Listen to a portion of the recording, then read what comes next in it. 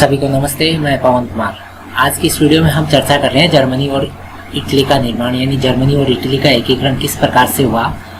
Actual में यह topic कक्षा 10 के सामाजिक विज्ञान के इतिहास से जुड़े हुए भाग भारत और समकालीन विश्व भाग 2 की पहली इकाई यूरोप में राष्ट्रवाद का उदय इससे जुड़ा हुआ है। इस टॉपिक से पहले के जो टॉपिक थे उनके भी वीडियो तैयार करके हमने डाल दिए थे। अगर आपने नहीं देखे तो इस वीडियो के डिस्क्रिप्शन बॉक्स में उनका लिंक है, वहां जाके आप उनको भी देखें, वीडियो पूरा देखें। उसके बाद में आपका जो भी सुझाव है वो आप कमेंट बॉक्स में जरूर डालें और सभी संबंधित तक शेयर करें।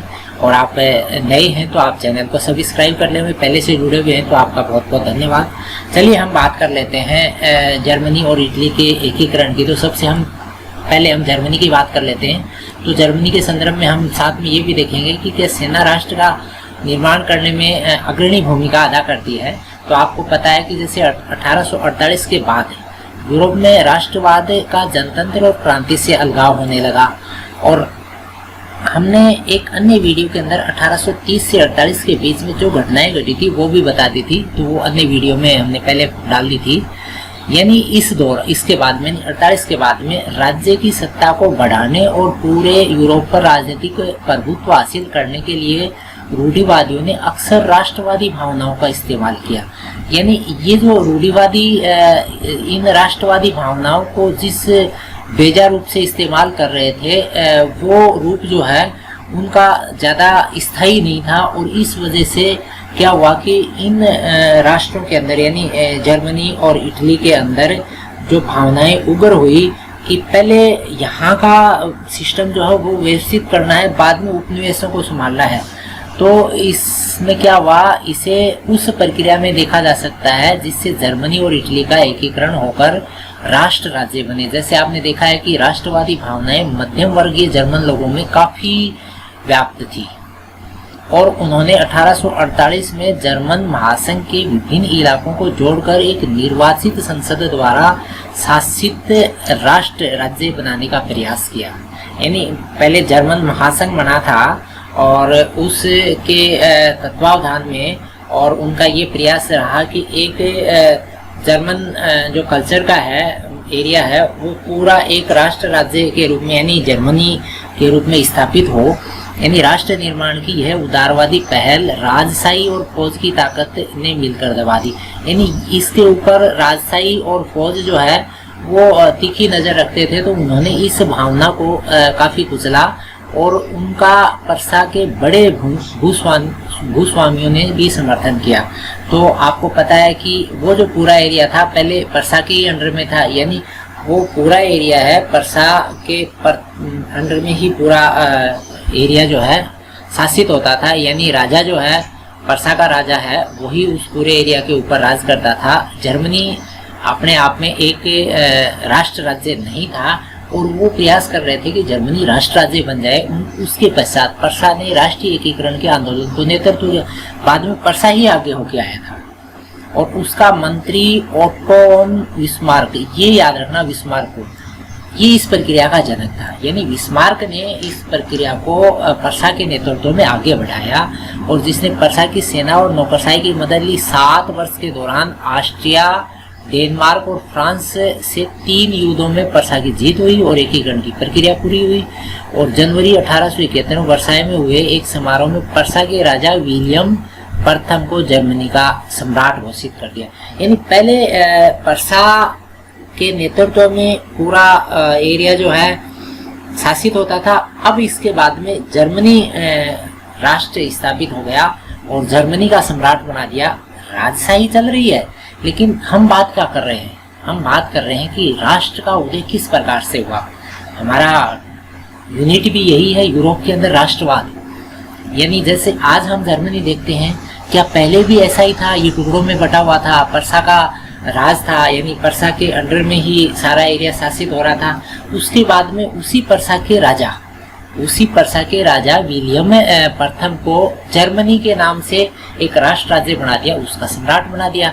और ये देखो, ये जो चित्र दिया है इसके अंदर ये शपथ ली जा रही है जर्मनी के सम्राट के रूप में। और जर्मनी का सम्राट कौन बना, वही परसा का जो राजा था विलियम प्रथम।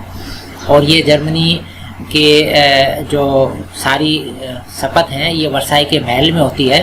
वर्साई का जो शीश महल है वहाँ पर विलियम प्रथम के नेतृत्व में जर्मन साम्राज्य की घोषणा हुई।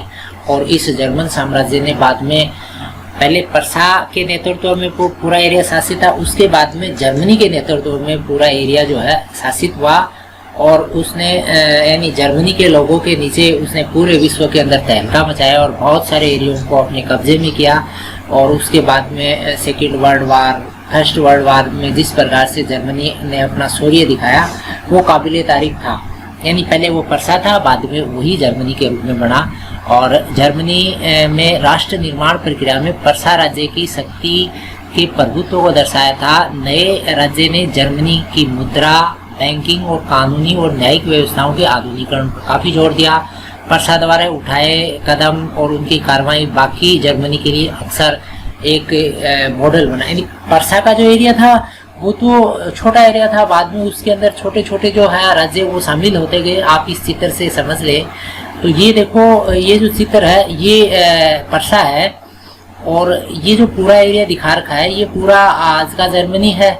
यानी इस पूरे एरिया को बनने में धीरे धीरे यानी प्रसा का नेतृत्व है और बिस्मार्क की कूटनीति दोनों ने मिलकर और पूरा एक जर्मन राष्ट्र राज्य बना दिया। तो इसके अंदर ये छोटे छोटे सन वाइज दिखाया गया है, अलग अलग सनों में अलग अलग युद्ध हुए और उनके बाद में पूरा एक जर्मन राष्ट्र तैयार हुआ। और प्रसा का जो राजा है वो जर्मनी का राजा हुआ। जैसे इंडिया के अंदर विभिन्न रियासतों का एकीकरण हुआ था वैसे ही जर्मनी में होता है, लेकिन ये काम बहुत पहले हो जाता है।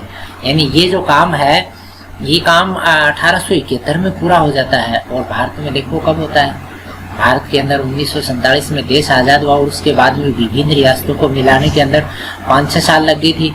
इसके बाद में हम इटली की बात करें तो इटली के अंदर जर्मनी की तरह इटली की भी सिस्टम सेम ही था। इसने राजनीतिक विखंडन का एक लंबा इतिहास रहा है।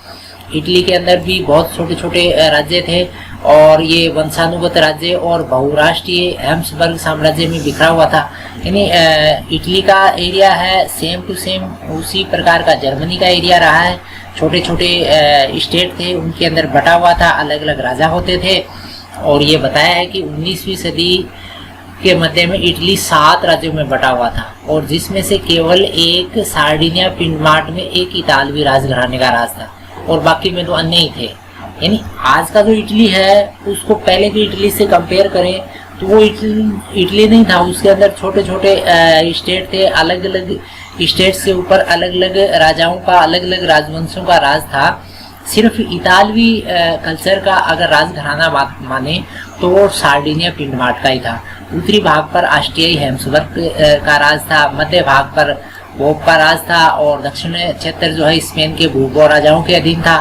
और इतालवी भाषा ने भी साझी समझ विकसित नहीं की थी, यानी और जिससे पूरे एरिया के अंदर एक इतालवी भाषा के रूप से एकीकरण का काम जो है आगे बढ़ पाए ऐसा भी नहीं था। और अब इन चीज़ों को यानी जिस प्रकार से जर्मनी के अंदर बिस्मार्क ने काम किया वैसा ही इटली के अंदर होता है मेज़िनी के नेतृत्व में। यानी 1830 के दशक में जूसेppe मेज़िनी, इसका नाम आप याद रखें, मेज़िनी के नेतृत्व में ये एकीकृत इटली गणराज्य के लिए एक सुव्यवस्थित कार्यक्रम तैयार होता है और उसने अपने उद्देश्यों को प्रसारित करने के लिए यंग इटली नाम का एक गुप्त संगठन भी बनाया जिसके माध्यम से जो विचार है वो सभी तक फैलाए। और 1831 से 48 में क्रांतिकारी विद्रोह की असफलता से युद्ध के जरिए इतालवी राज्यों को जोड़ने की जिम्मेवारी सार्डिनिया पिंडमार्ट के शासक विक्टर एमानुएल द्वितीय को पर आ गई। जिस प्रकार से हमने जर्मनी के अंदर देखा था उसी प्रकार से जर्मनी में जैसे प्रसा के राजा के नेतृत्व में बिस्मार्क ने एकीकरण की बागडोर संभाली, उसी प्रकार से सार्डिनिया पिंडमार्ट के राजा विक्टर एमानुएल द्वितीय के नेतृत्व में ये काम आगे बढ़ा और मेज़िनी का इसके को समर्थन मिला। और इस क्षेत्र के शासक अभिजात वर्ग की नज़रों में एकीकृत इटली उनके लिए आर्थिक विकास और राजनीतिक प्रभुत्व की संभावनाएं उत्पन्न करता है। और मंत्री प्रमुख कावूर, इसको याद रखें, कावूर भी बोल दें, कावूर एक ही बात है। और जिसने इटली के प्रदेशों को एकीकृत करने के लिए आंदोलन का नेतृत्व किया। अच्छा, कावूर कोई क्रांतिकारी नहीं था और ये जनतंत्र में विश्वास रखने वाला था, ये यानी जनतंत्र के ऊपर ही विश्वास रखता था। और इसको इतालवी भाषा से बढ़िया फ्रेंच आती थी, लेकिन फिर भी ये क्या है कि एक एकीकृत इटली की मुहिम के अंदर बहुत कूटनीतिक रूप से काम कर रहा था और फ्रांस ने सार्डिनिया पिंडमार्ट की एक चतुर कूटनीतिक संधि, जिसके पीछे काबूल का हाथ था, से यानी काबूल ने एक शानदार कूटनीति के द्वारा फ्रांस से एक संधि करी और इसमें क्या हुआ, सार्डिनिया पिंडमार्ट 1859 में ऑस्ट्रेलिया बलों को हराने में कामयाब हो गया। ये भी काबूल की एक शानदार कूटनीति थी। उसने फ्रांस के मदद से पड़ोसी ऑस्ट्रिया को हराया और जो एरिया ऑस्ट्रिया के कब्जे में था उसको इटली के अंदर मिलाया और नियमित सैनिकों के साथ जूसेफे गैरिबाल्डी, तो गैरिबाल्डी का भी बड़ा योगदान रहता है। एक्चुअल में इटली के एकीकरण में सबसे बड़ा योगदान गैरिबाल्डी का ही होता है। मेज़िनी का जो नेतृत्व है उसी को गैरिबाल्डी ने जो है उसको ताकत दी और गैरिबाल्डी के नेतृत्व में भारी संख्या में सशस्त्र स्वयंसेवकों ने एक युद्ध में हिस्सा लिया। 1860 में दक्षिणी इटली और 2 सिसिलियों के राज्यों में प्रवेश किए और स्पेनी शासकों को हटाया और वहां के स्थानीय लोगों का समर्थन प्राप्त करके और 1861 में एमुअल द्वितीय को एकीकृत इटली का राजा बना दिया। यानी ये एमुअल जो द्वितीय है ये सार्डिनिया पिंडमार्ट का राजा था, इसको 1861 में एकीकृत इटली का राजा बना दिया। यानी हम बात क्या कर रहे हैं, हम समझ ये रहे हैं कि इटली आज के समय में जो इटली है ये कॉन्सेप्ट पहले नहीं था। इटली किस प्रकार से बना, अभी यहाँ पर लोकतंत्र स्थापित नहीं हुआ, राजा है, लेकिन राष्ट्र के निर्माण के अंदर जो घटनाएं घटी वो हम समझ रहे हैं। और फिर इटली के अधिकांश यानी एक इटली बन भी गया, लेकिन इटली के लोगों को पता ही नहीं था कि हम अलग अलग राजाओं के अंडर में शासित थे और अब हमको एक इटली के नाम से हमारे ऊपर राज हो रहा है, तो इसका क्या फ़ायदा मिलेगा। यानी इटली के अधिकांश निवासी निरक्षर थे और उनको पता ही नहीं था, यानी ये उदारवाद राष्ट्रवादी विचारधारा से अनभिज्ञ थे। और दक्षिणी इटली के जिन आम किसानों ने गैरिबाल्डी का समर्थन किया उनको भी पता नहीं था कि इटली क्या बना है, ठीक है। तो वो कोई सार्डिनिया पिंडमार्ट के अंडर में था, कोई पोप के अंडर में था, कोई पेमल, यानी अलग अलग राजाओं के अंडर में थे। वो उनको पता नहीं था कि इटली कॉन्सेप्ट क्या है और इन्होंने बताया भी। देखो, उन्होंने इटालिया के बारे में कभी सुना ही नहीं था, इटली के बारे में। वो क्या जानते थे कि इटालिया क्या है। देखो ये लाटालिया बताया है, लाटालिया एक्चुअल में वो ये मानते थे विक्टर एनुअल जो राजा था उसकी बोले पत्नी है ये। तो ये जो चीज़ है, ये चीज़ वहाँ जिस प्रकार से यानी उन लोगों ने जिस प्रकार से कूटनीति के द्वारा इटली का निर्माण किया, काबिले तारीफ का। जर्मनी के बाद में इटली का एकीकरण हो जाता है। अब इस मैप के द्वारा आप समझ सकते हैं, ये जो मैप है ये इटली का एकीकरण से पहले का जो नक्शा दिखाया है, यानी अलग अलग राजाओं के अंडर में, अलग अलग राजवंशों के अंडर में ये बिखरा हुआ इटली है और ये अलग अलग सनों के साथ एकीकृत इटली है। ये अलग अलग जिस प्रकार से राजस्थान का निर्माण होता है, अलग अलग जो रियासतें थी उनको एकीकृत करके राजस्थान राज्य बनता है। भारत के अंदर भी बहुत सारी रियासतें थी, उनको इकट्ठा करके और भारत राष्ट्र राज्य बनता है। ऐसे ही इटली का जिक्र किया गया है।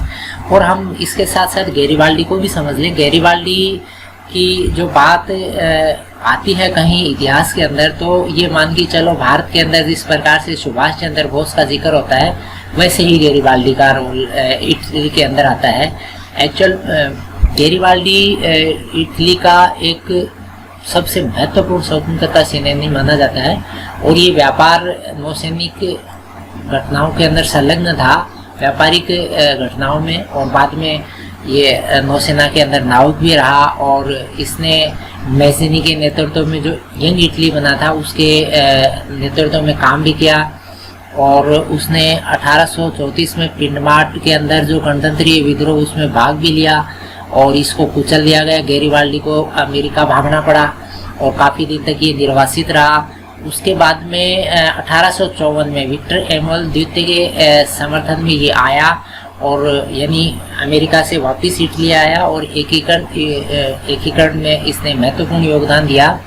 और इसने 1860 में एक महत्वपूर्ण काम किया था। दक्षिणी इटली के अंदर हजारों लोगों को इकट्ठा करके एक अभियान चलाया और इस अभियान के अंदर बाद में 30,000 तक लोग जुड़ गए थे। रेड शर्ट्स के नाम से जाना गया ये अभियान, यानी एक क्रांतिकारियों का जत्था था ये। और इस जत्थे के नेतृत्व में एक बड़ी लड़ाई लड़ते हैं ये पेमल के साथ। पेपल है ये, एक राज्य था पेपल, और इसकी लड़ाई होती है स्वयंसेवकों की।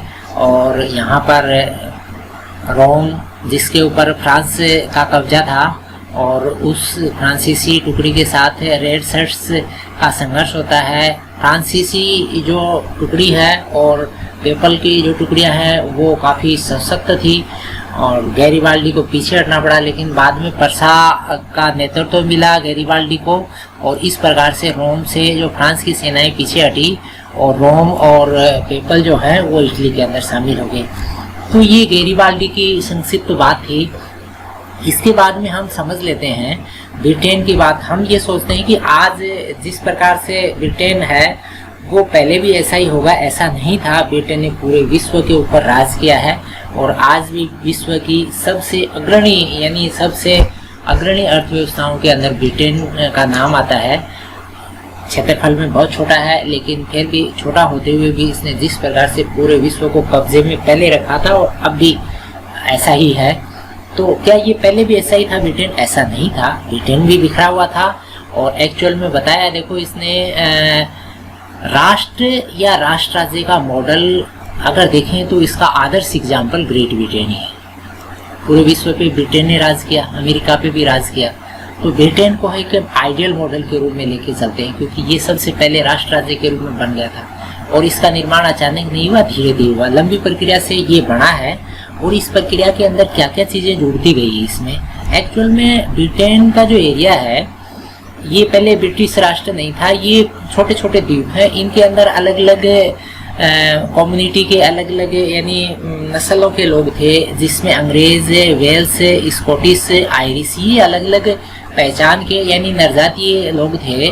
और एक्चुअल में नरजातियों की बातें करें तो एक सादी नस्ल, जनजातीय या सांस्कृतिक उद्गम या पृष्ठभूमि जिसे कोई सामुदायिक पहचान मानता है, यानी इनकी अलग अलग, जैसे मान लीजिए अंग्रेजों की अलग कल्चर थी, वेल्स की अलग, स्कॉटिश की अलग, आयरिश की अलग, इन सभी की अलग अलग परंपराएं थी, राजनीतिक परंपराएं, सांस्कृतिक परंपराएं सब अलग अलग थी।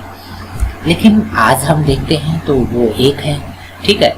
तो इसका मतलब ये किस प्रकार से इकट्ठी हुई, ये सारी अलग अलग होते हुए भी इनके अंदर एक साझी समझ थी, क्योंकि भौगोलिक रूप से ये काफ़ी जुड़े हुए थे। और इसी जुड़ाव से एक आंग्ल राष्ट्र का जिक्र आया, और इस आंग्ल राष्ट्र के जिक्र के साथ साथ ये काफ़ी संपन्न होते हो गए, और आसपास के एरियाओं को इन्होंने अपने कब्जे में ले लिया। और धीरे धीरे क्या हुआ, एक व्यवस्थित काम शुरू हुआ, और इस व्यवस्थित काम से आंग्ल संसद ने 1688 में राजतंत्र से सत्ता छीन ली। यानी यहाँ पर राजतंत्र जो था उसको कमजोर करके और एक आंग्ल संसद ने वहाँ पर काम करना प्रारंभ कर दिया। राजा आज भी ब्रिटेन में होता है, राष्ट्रपति की जगह राजा ही होता है, लेकिन नाम मात्र का होता है। यही सिस्टम 1688 से चल पड़ा। तो इसका मतलब कितना एडवांस ब्रिटेन उस समय हो गया था।